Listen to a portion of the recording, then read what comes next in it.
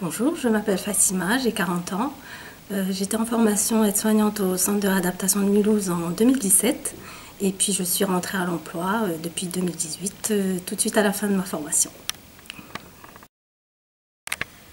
Alors j'avais plusieurs difficultés. La première a été ma grande fatigabilité. Donc c'était vraiment dû à ma pathologie. Il faut savoir que les rythmes en cours et en stage étaient différents. Et donc il y avait un moment d'adaptation qui était nécessaire.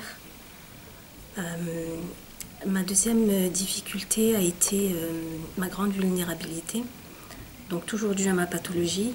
Il faut savoir que j'ai eu l'expérience d'être en stage aux urgences. C'est là justement que j'ai découvert ça, puisque je ne le savais pas du tout en amont. En fait, je ne m'en rendais pas compte. C'est pas que je ne le savais pas, c'était réel, mais je ne m'en rendais pas compte. Et lorsque je me suis retrouvée en stage aux urgences, je me suis retrouvée face à une patiente qui avait une maladie, donc on suspectait une maladie neurologique.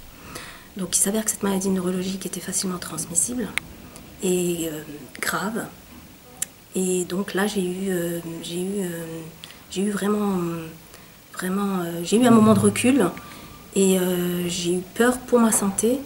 Parce que je me suis dit que là, c'est là que je me suis vraiment rendu compte que j'étais vulnérable face à certains lieux de stage.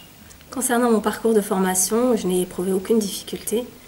Certes, les cours étaient denses, mais c'est pas du tout à ce niveau-là que j'ai ressenti la difficulté. Ça s'est très bien passé et j'en suis fière.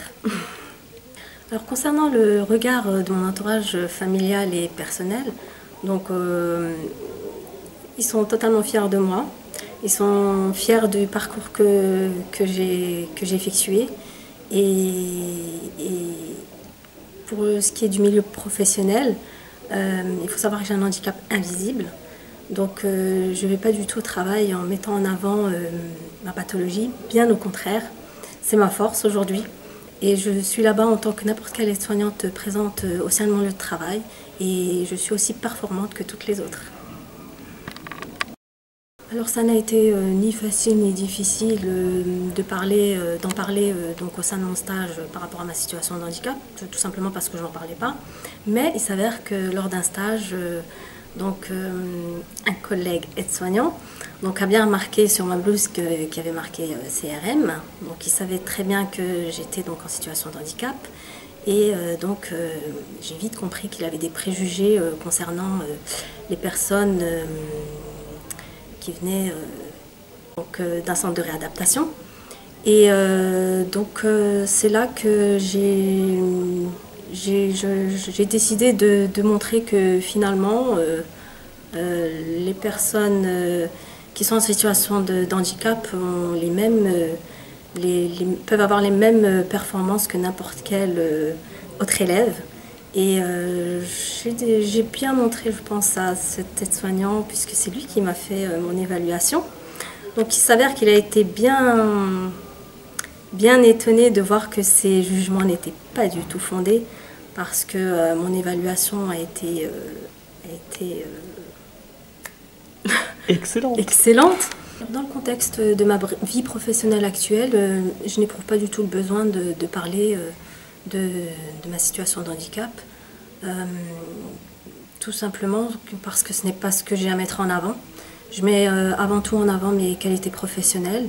Tout se passe très bien et je ne pense pas qu'il s'avère nécessaire de parler de ma pathologie. Loin de là. Concernant mon parcours professionnel, je n'éprouve aucune difficulté particulière. Il faut savoir que j'ai pris la décision de travailler en tant qu'intérimaire, ce qui me convient totalement. En fait, je m'adapte en fonction de ma vie de famille et ma fatigabilité aussi, qui fait partie aussi de ma pathologie. Et donc, c'est ce qui me convient amplement.